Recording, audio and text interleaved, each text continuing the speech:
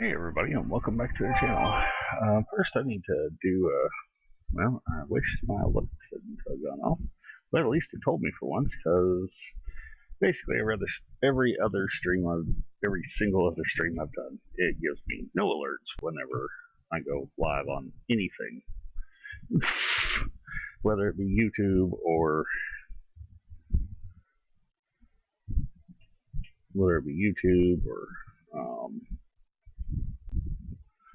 Twitch or whatever. It does not appreciate me, apparently. So, anyways,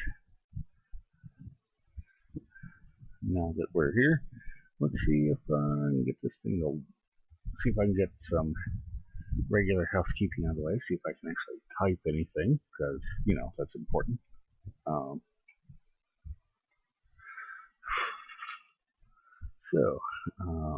First things first.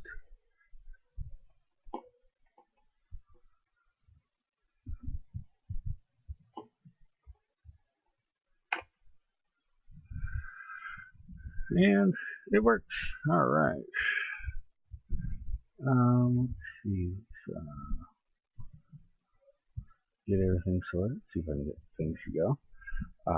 How's everybody doing tonight? If anybody's even there.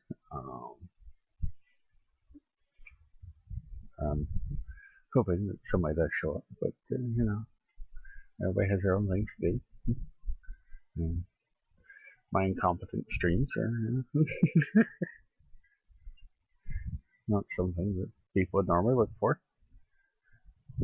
but you know, that's life. Anyways, I'm also fighting, besides technical difficulties, I have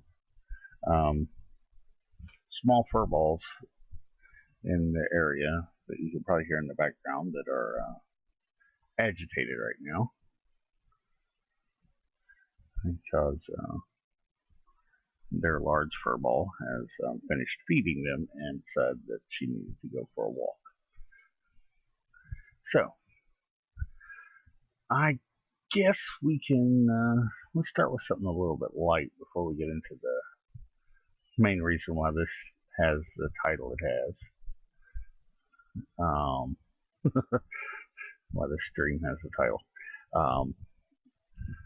Anybody out there, I hope you enjoyed the thumbnail. Had to find something that felt appropriate. And anyways, well, let's get this to switch over, if it will. And we start this. All right, it's working. All right, now this article is on Bounding into Comics. It's written by Ryan Pearson. I don't know if this is going to really interest many people. I know a few people that will.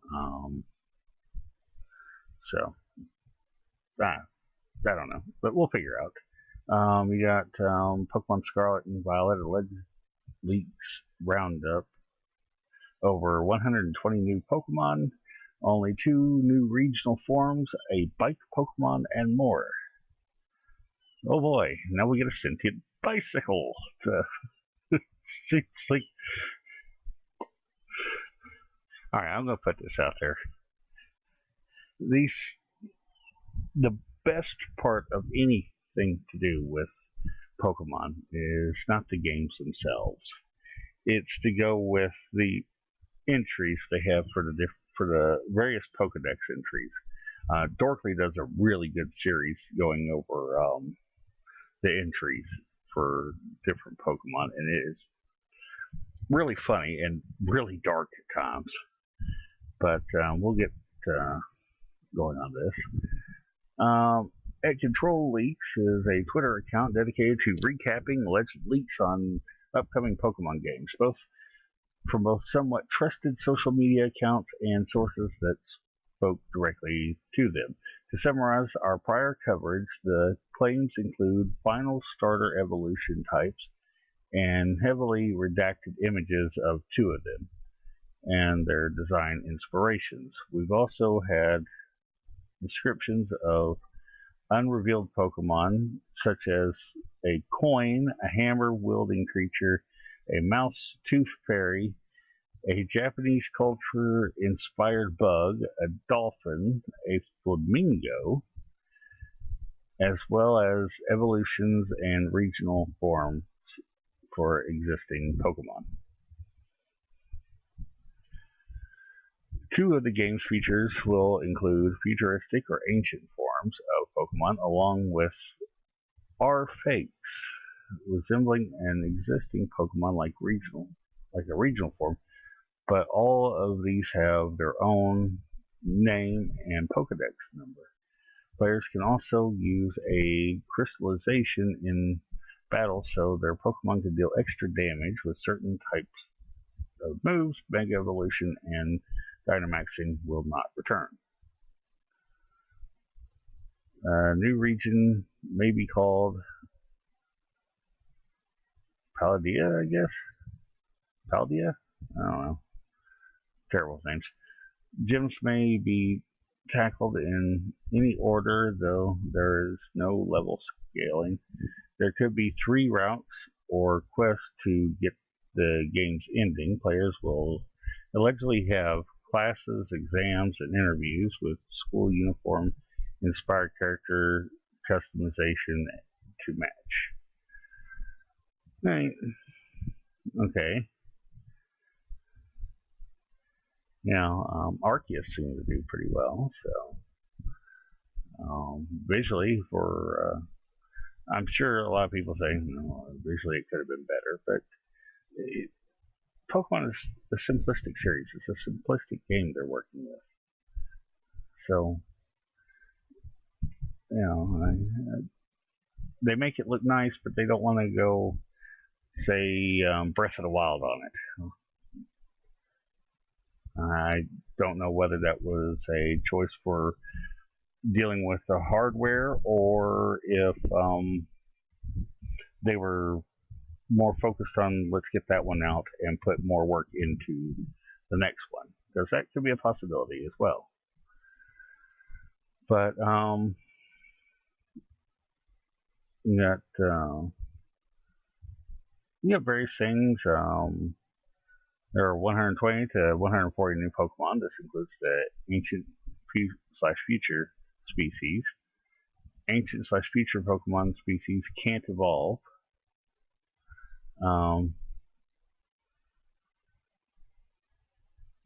There's a new Samurai Pokemon. Note the old leaker previously mentioned Japanese themed bugs, so this could be. So could this be it? There is hinting that the Sharp gets an evolution, but not confirming it for now. The Samurai is actually the Sharp's evolution. Well, you get various things.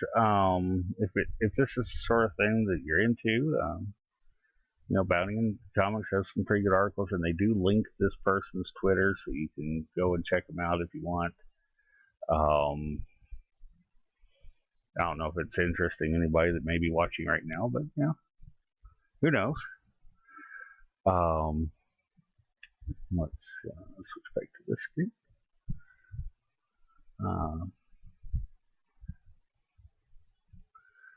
Let's see, we have let's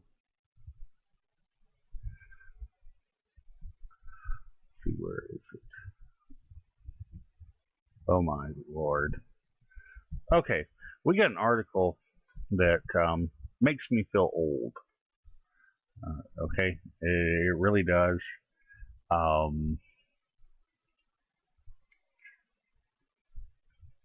It makes me feel old and kind of sad with what has happened since this had happened in comics, because the quality has gone way down. So, but here we go. DC announces the Death of Superman anniversary special with Saga's creative teams. Now, well, now just stating, whenever you had the death of Superman, I lived in Metropolis at the time, Metropolis, Illinois, and before you wonder, it's a very very small town that had nothing to it other than a casino, but and an annual Superman celebration as well as encampments over at Fort Massac State Park. If you ever get a chance to go there, please do. The encampments are always fun and good food and interesting. But as far as Superman celebration, I mean, if it's your thing, it's free to go to, and as long as you all you gotta do is go there. Now with now they got more hotels in the area because, of course, they have the casino. Because whenever Death of Superman came out, you still had the Riverboat Casino, and that's long since gone, and now you got just a hotel with a casino in it. But of course, this article is by J.D. Augustine, and as you can tell, it's on Bounding in the Comics. Yeah, 30 years ago, the unthinkable happened. Man of Steel died fighting Doomsday. 2022 is the anniversary of that event in DC Comics, and DC Comics has something special planned to commemorate the event. This year, DC presents the Death of Superman Anniversary Special, which will feature new stories by the original Crossovers creative team of Dan Jurgens, Brett Breeding, Roger Stern, Butch Guice, or I don't know how you pronounce that, Louise Simonson, John John, I can't pronounce your last name, I'm sorry, Jerry Ordway, and Tom Grummett. Now, mind you, the people that wrote the Death of Superman, that were writing, the artists, everything, they came to that Superman celebration in Metropolis that year. That year, you also had Christopher Reeve came because they were opening the Superman Museum, which he was donating some harnesses and some of the costumes, some of the screen worn stuff to the museum itself, and it was really neat to see all that. But like I said, you had Lois and Clark was out, so you had Dean Cain and Terry Hatcher there. You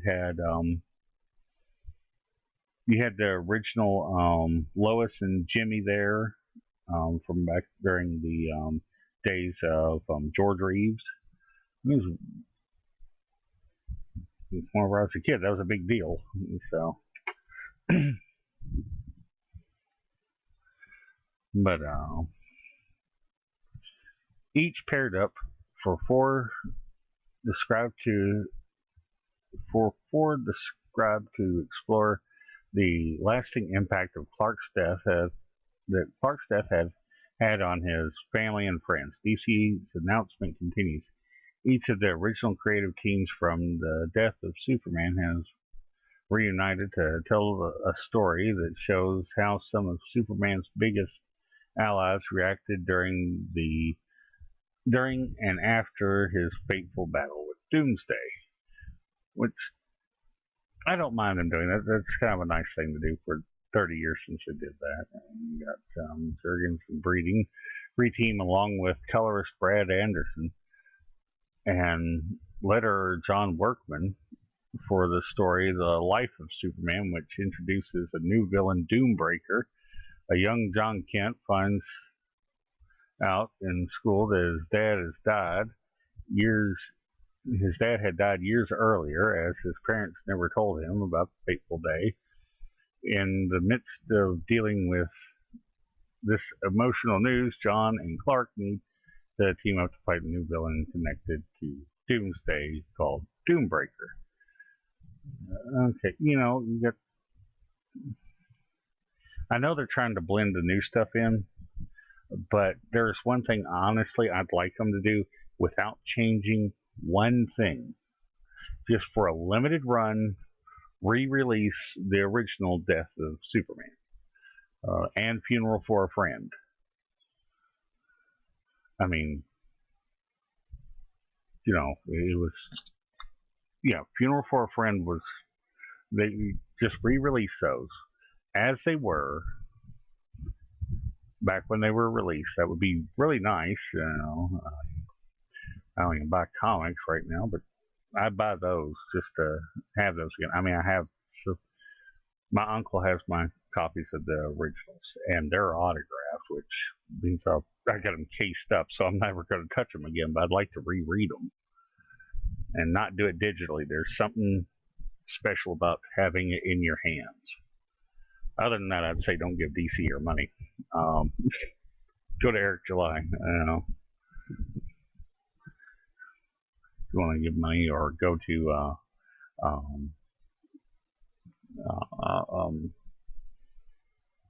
Ethan Van Sciver, or there's many others that you can go to. Don't give to the major ones. They don't deserve your money. The quality of their work is nowadays is rather lackluster at best and insulting at worst. So, I don't know if it would interest anybody, but if it does, I said, it's kind of interesting to see some of the stuff. I mean, I'd like to see them go with the art style that they had at the time, for them to do this. I know they won't, even though they got the people working on it. So, But let's see. Let's see if we can find another article to go over.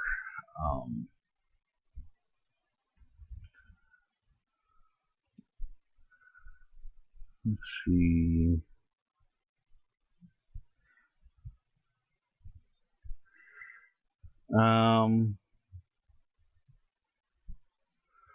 Let's see.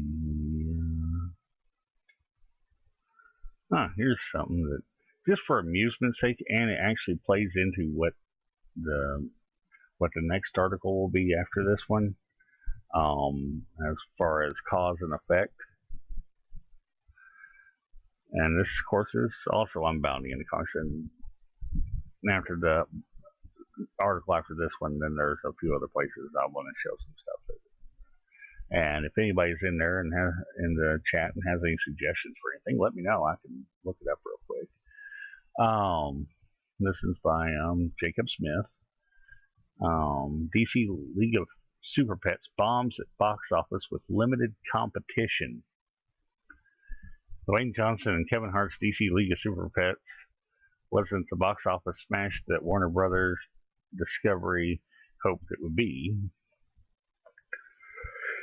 After front-loading Dwayne Johnson and Kevin Hart to market Warner Brothers' latest attempt to take advantage of their superhero IPs, DC League of Super Pets grabbed an estimated $41.4 million at the box office, which includes only $23 million domestically, with a production budget of over $90 million. The film has a long way to go before it gets anywhere near breaking even on its investment. The opening weekend gross was far below estimated box office. Pro predicted the film would have a 3-day weekend gross of 31.2. The numbers predicted the film would earn 28.1 million. However, they then adjusted it upward to 43 million after the film grossed 2.2 million on Thursday. Ouch! The animated superhero comedy film, featuring a number of big-time actors aside from Dwayne Johnson and Kevin Hart, also included Kate McKinnon, John Krasinski, I guess, Vanessa Bayer, I don't know, Natasha Lyonne, Diego Luna, and Keanu Reeves. The film is about Crypto the Superdog, which that's kind of doomed to fail, considering years ago, and I don't mean when they did And not 10 years ago. I'm talking the crypto they did before I was even around back in the 70s. Bombed. But Crypto the Super Dog was played by Johnson, who was Superman's pet, shares the same powers and fights crime beside him in Metropolis. However, Lex Luthor captures Superman and the rest of the Justice League. It's up to Crypto to team up with a team of shelter pets who receive their own superpowers to rescue them. Ultimately, the film performed worse at box office than last year's Space Jam: A New Legacy, despite not having to deal with COOF restrictions limiting attendance and simultaneous release on HBO Max. Space Jam: New Legacy only raked in $31 million at the domestic box office in its opening weekend. Didn't watch it. Didn't care to. I watched the original Space Jam, and that was more than enough for me. I like Michael Jordan, but didn't care about a second one. The outlook is even worse when you compare DC League of Super Pets to other animated films that came out earlier this year. Looking at domestic box office, the film has performed well below Universal Pictures' Minions: Rise of Gru, which scored $107 million in its opening weekend at the domestic box office. It has currently grossed $320.4 million domestically and $712 million globally. Disney's Lightyear, despite being a massive box office bomb itself, given the $200 million production budget, still grossed $50.5 million in its opening weekend. It's currently earned $117.8 million domestically and $97.5 million internationally, for a worldwide gross of $215.4 million. All right, so kind of giving a clue, you had some things that were a success, some things failure, but that they want to show, like they'll show the successes. Batman made $369.3 million domestically and $768.1 million globally on a production budget of $200 million. However, Fantastic Beasts: The Secrets of Dumbledore would only bring in $95.8 million domestically and $404.8 million globally on a $200 million production budget. Elvis appears to have made a little bit of profit, bringing in $129.8 million domestically and $235.9 million globally on a budget of $85 million. Okay, so, but the thing is, they're watching some of these things like League of Super Pets and stuff like that, and understandably, Warner Brothers and Discovery are getting a little leery. I mean, yeah, you had success with Batman, which I still haven't seen yet. Don't have HBO Max right now. But for all the successes they've had more failures that have cost them money. That if they're lucky, barely break even, and you can't run a business off of that. And that's where the next article comes in. And this one stings for them quite a bit, I'm sure. And it's funny. Well, at least to me it is.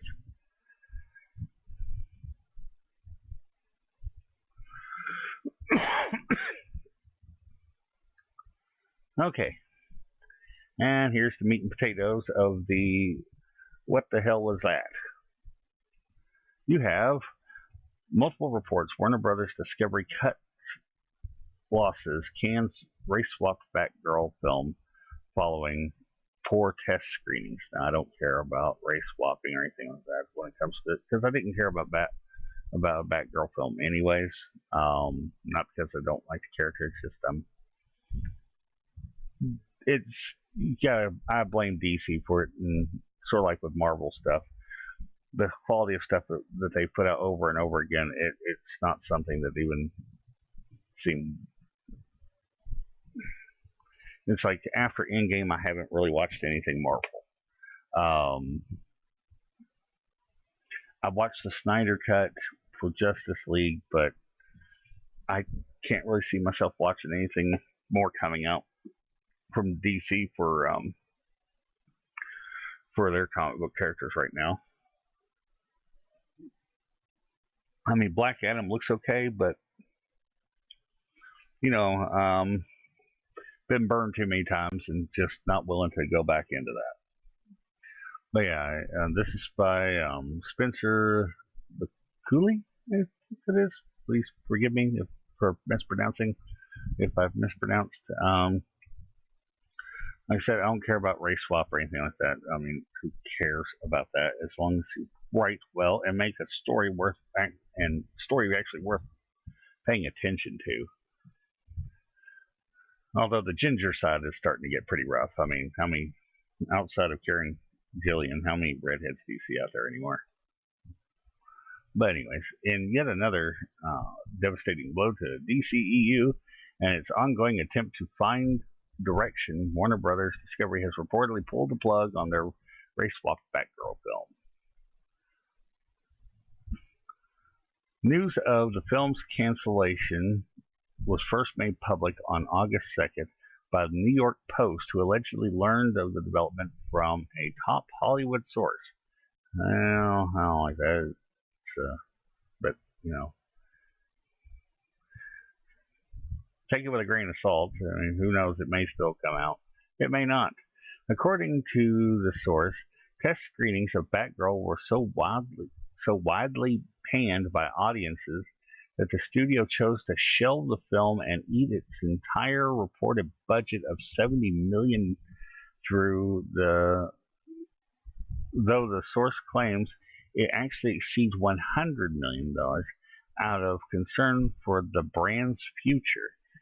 They think an unspeakable Batgirl is going to be irredeemable, the source told the Post. Ouch. Notably, this cancellation does not just pertain to the film's theatrical release. As per the Post source, the studio has also declined to give Batgirl an HBO Max release. So they're not going to make a dime off of this. How bad was this thing? That's why I have the whole thing of what the hell happened? Or what the hell is that? Or was that? Like, come on. I mean, of all the garbage that they keep throwing out, that all these places keep throwing out there, they have something that's so bad that even they aren't willing to stomach it. There's something wrong. I mean, for God's sakes, these people like the Kevin Smith Masters of the Universe. Yeah. But, you know, the Post's initial announcement was later backed up by the Wrap, who subsequently reported that their own insider sources had likewise informed them that Batgirl would never take to the streets of Gotham. Well, I will say this.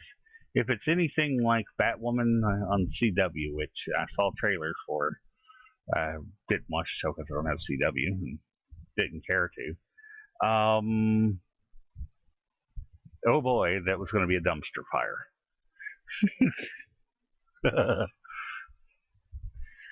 Should have seen the light of day, Batgirl would have seen the aforementioned Grace take on the role of the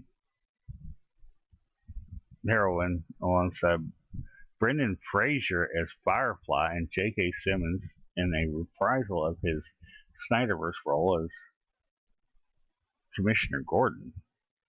Okay. Well, I mean, that's sad. I mean, they would have given Brendan Fraser some more work, but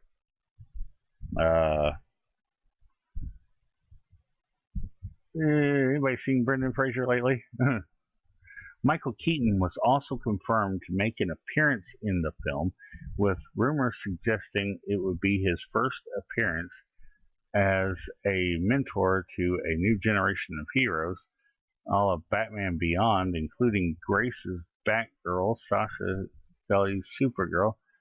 I think I pronounced that. And Zolo. I'm sorry. I cannot. Please forgive me. I cannot pronounce that. Blue Beetle, the actor that's playing Blue Beetle. Please forgive me. I don't. I really don't want to butcher that name. If I heard the name from the person, I'd be fine. But since I don't, I'm not going to butcher it. However, outside of casting, what else is known regarding Bad Boys for Life directorial duo L or B, I guess. And all right, take on the Domino Dare doll. Really? That's the term you want to give for that? Okay. Weird. Curiously, it seems that the film's cancellation may have caught even the actors themselves unaware, as Fraser was promoting his Batgirl role as Firefly during an appearance made at the GalaxyCon Raleigh convention just 4 days prior to the announcement. Wow! That's rough. Poor Brendan Fraser, you just hung him out to dry.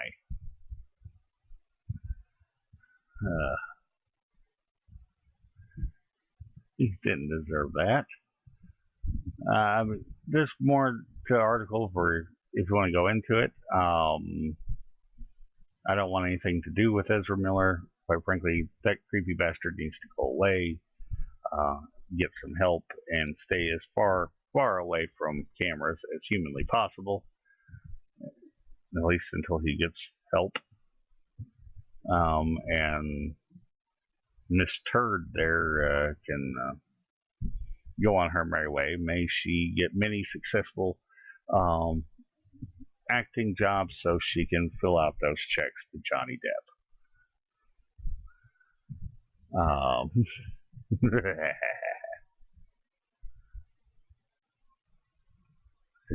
Okay, well, now that we're past that one, because I want to get away from that stuff.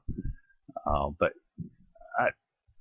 like I was saying, the losses that they had in things like League of Super Pets and losses from Secrets of Dumbledore and other things they've done, they're kind of leery about things. And I guess something had to screen so horribly. I don't know how anything could screen so horribly that they'd say, screw it, we're not even going to try to fix it. We're just going to shelve it permanently. I mean, good heavens. Burn that to the ground. Kind of sad. Feel bad for Brendan Fraser. Okay. Now we're going to go on to some different topics that may be of interest. I hope they're of interest. Since it's just me, it kind of interests me, so please bear with me. Anyways, we have, let me click on it. We'll switch over. That's what I get for being an incompetent hack. You have this article on Game Rant. It's just going over tons of popular games on shelf for Steam Survival Fest. This is written by Joey Brown. I'm going to kind of skip most of the stuff that they got going here, unless I see something in here that's worth mentioning. All right, well, we'll kind of go through this one. The latest Steam sale event is called Survival Fest and as the name implies, it's celebrating the, excuse me for a moment.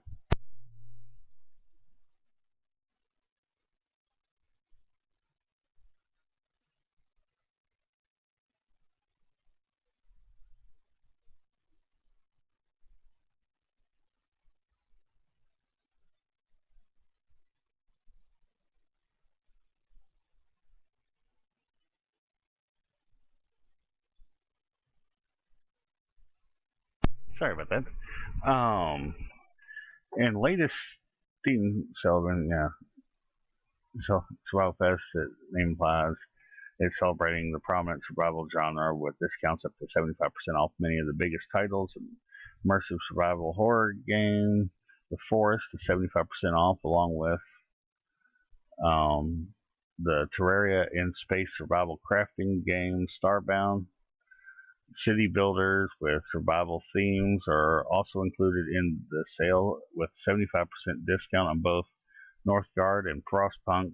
Popular multiplayer games like DayZ and Ark Survival Evolved are discounted at 40% and 67% respectively, while the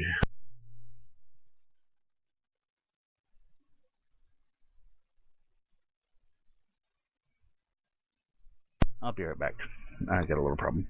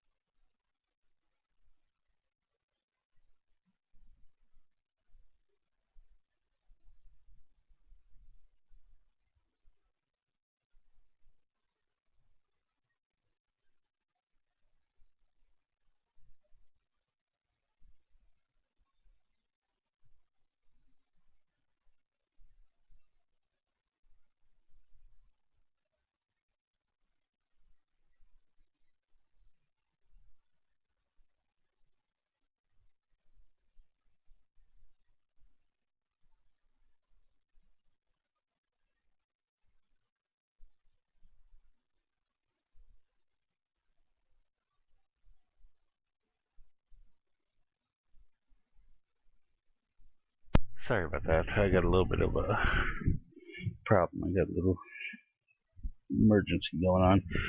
Let me finish reading this article real quick. Go to the last article I wanted to go over, and then I'm probably going to have to go ahead and call the stream early. I got a little bit of a problem. So,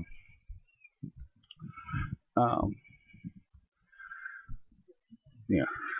While the highly atmospheric aquatic survival game Subnautica is available for 50% off, newer games like May 2022's V Rising may also make an appearance with promotional discounts.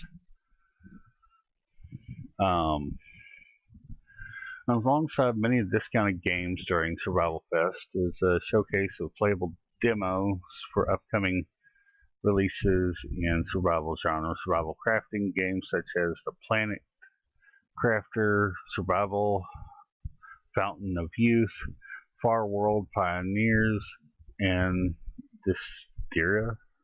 I guess, have free demos available for players to try. Also listed in the most downloaded demos category is, I don't know how to pronounce that one. Here, I'll highlight it. Maybe somebody will figure it out. But an interesting space station management game where players must maintain a space station and its inhabitants while seeking out a new home. Clanfolk also has a demo available allowing players to try out the medieval colony management game that has been frequently compared to the likes of RimWorld. Steam Survival Fest will run from August 1st to August 8th, so gamers have a week to take advantage of these deep sales. Gamers who aren't big fans of survival or survival adjacent games can rest assured that future events like the Steam Winter Sale will feature something for everyone. Yeah, I hope that interests somebody in that.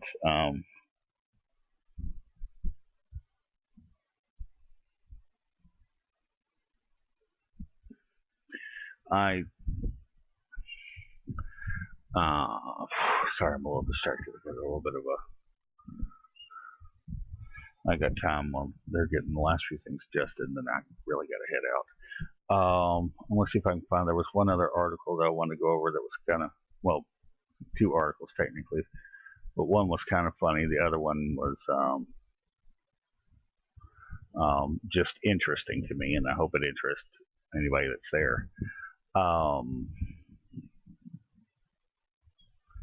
Let's see, is it here? I hope it's here. Not sure if it's here. Please be here.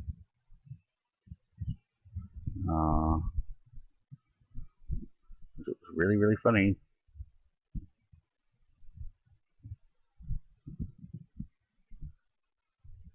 Fine, I'll just have to go the other route to find it.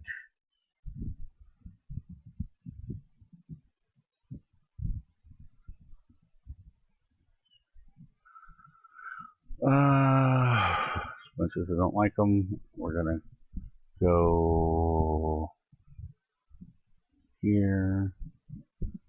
Here we go. Now I'm not particularly fond of the source, mostly because they have something to do with Vox, and I don't like Vox at all. But they have a decent article on this, and it's just funny that they're even trying to do this.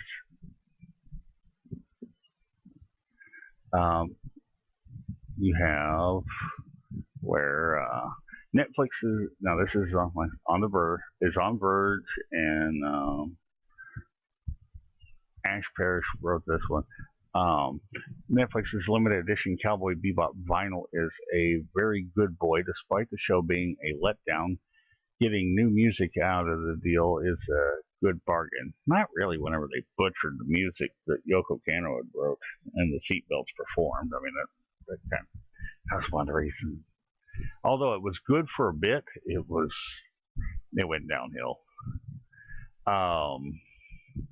Netflix's gamble on Cowboy Bebop has paid off with dividends for fans. A tweet from Wario64 has revealed a limited edition vinyl collection of the short-lived series soundtrack featuring new music from Yoko Kanno and the Seatbelts. Yeah, they say it's new, but it's not really. And the way it was edited was what made it bad. Now, I'm sure the full songs are good, but the way it was edited for the show was absolutely terrible.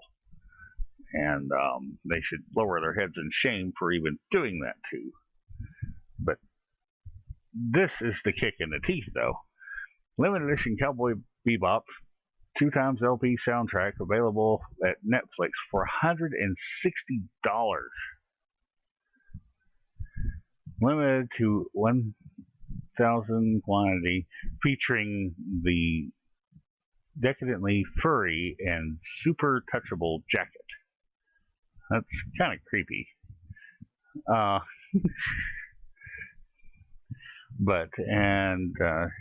like it said, he goes on, that was always the devil's bargain with this show. It could have been good, and this person on here, seeing the person that wrote this, seems to believe it deserved a second season.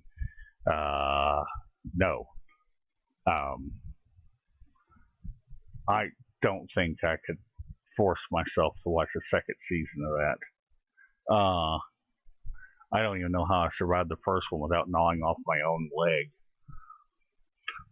to distract myself from the pain that was going on in my head from watching it. But anyways, it could have been atrocious. It was atrocious. But no matter what it was, it would be worth it to get. And I can't stress enough. This person really wants to sell this album, this vinyl. I don't know. I guess they got a little bit of extra money thrown at them on top of it. Maybe they were offered the thing, but you could either, but like this says, you could either spend $160 on the vinyl, which there's only supposed to be 1,000 of them, or you could pay $19 on Amazon Music for it, or simply stream it on Spotify.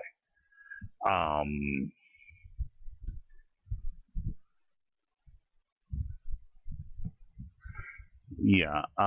Quite frankly, I'm glad the person enjoyed the Cowboy Bebop series that Netflix did. It's garbage from my perspective.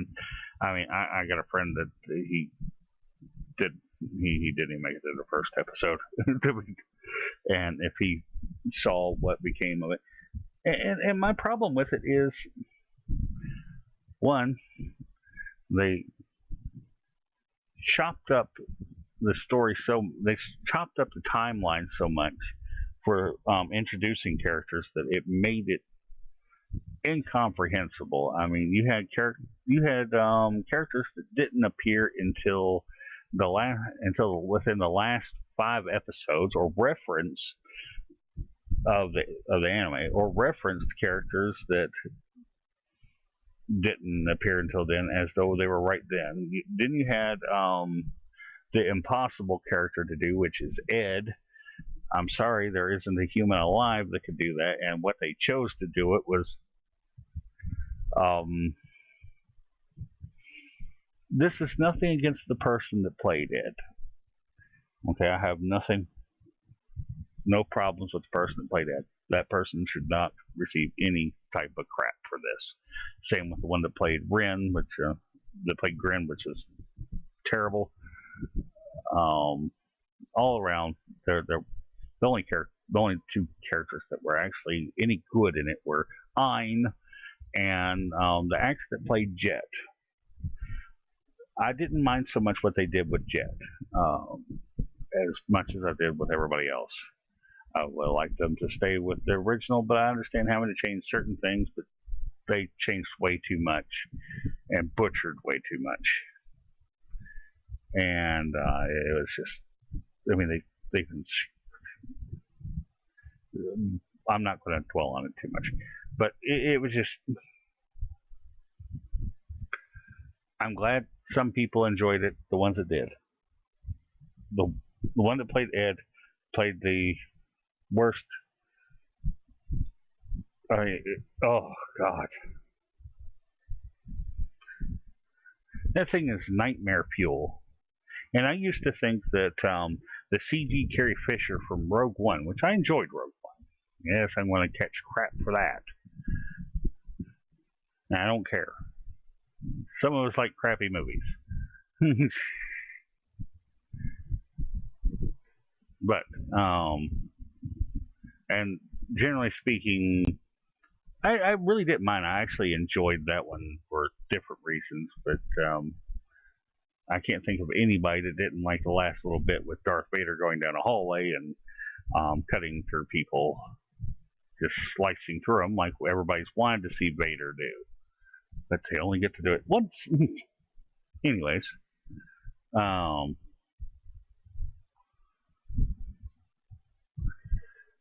where am I going with this? Look, just enjoy the things you do.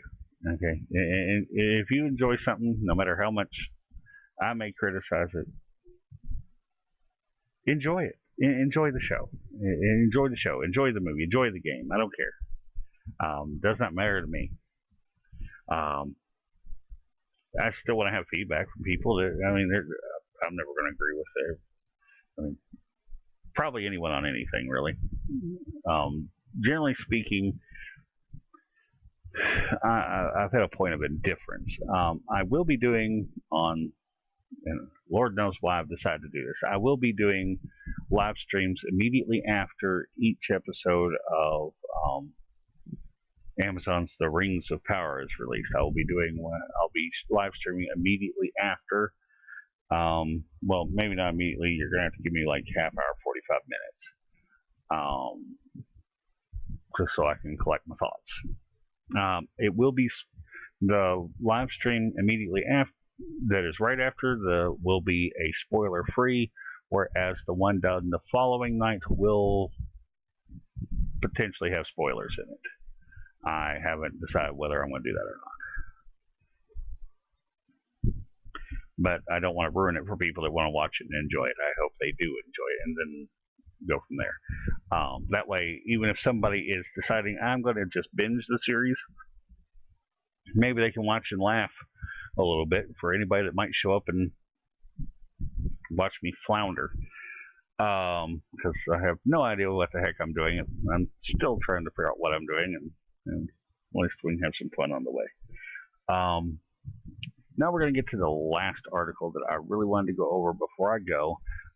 This is just more something of interest. I don't know how many people will be as interested in this as I am.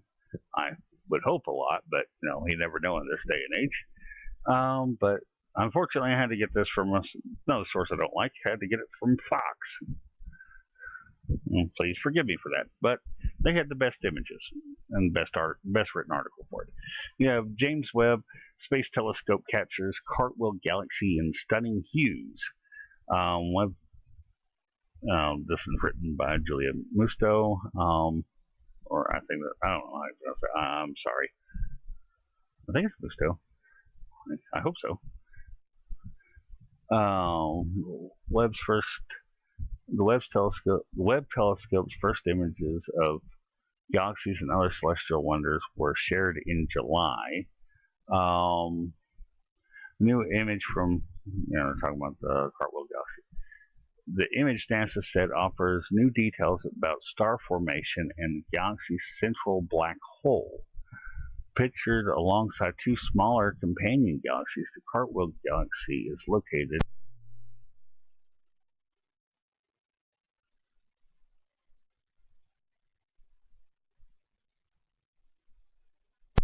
sorry about that.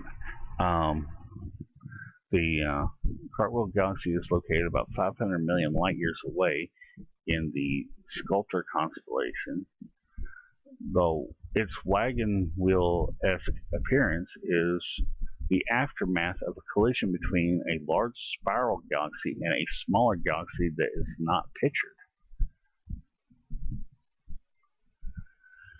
Because of the colorful inner and outer rings expanding from the center, astronomers call this a ring galaxy. At its core, hot dust and star clusters. The outside ring has expanded for 440 million years and is dominated by star formation and supernovas. I'm sorry, I just find stuff like this very fascinating to me. I hope anybody that watches this is on a replay maybe will find it fascinating as well. The near infrared camera imager looks in the near infrared range from 0.6 to 5 microns. It sees wavelengths of light that can reveal even more stars. Then you have while the Hubble Space Telescope has previously looked at the Cartwheel, dust obscured its view. And that's just amazing to me. This one's an image from Webb's mid-infrared instrument. Shows a group of galaxies, including a large distorted ring-shaped galaxy known as the Cartwheel. It's just, I'm fascinated by stuff like this, and I hope anybody else that pops in might be interested in it too.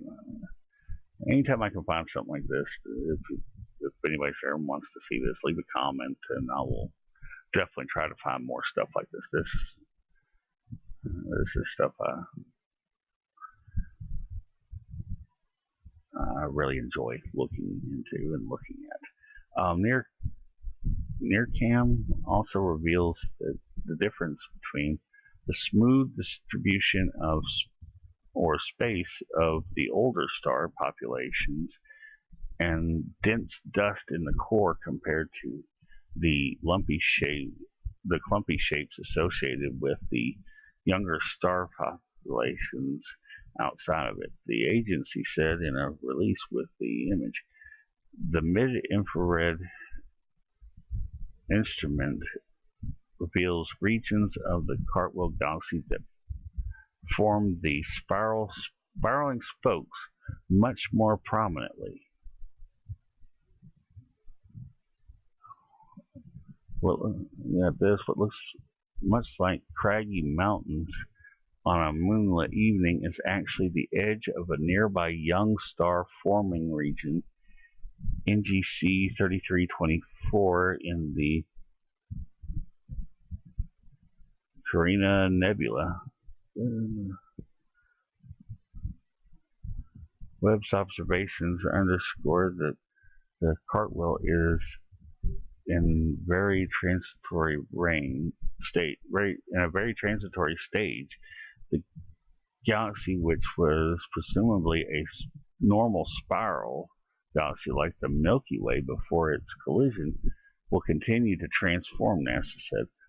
While Webb gives us a snapshot of the current state of the Cartwheel, it also provides insight into what happened to this galaxy in the past and how it will evolve in the future. First images from the International Observatory, including the wondrous cosmic cliffs of the Carina Nebula, were released last month.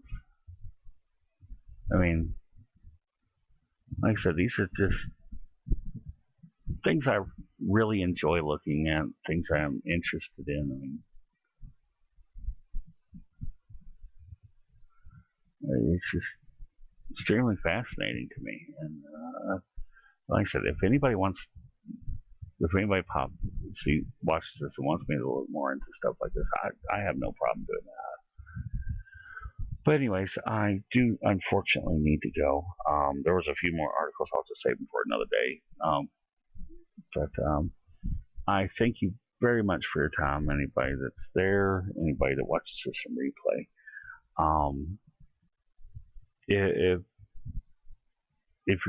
If I at least halfway entertained you, which I hope I did, please consider leaving a like and maybe subscribe.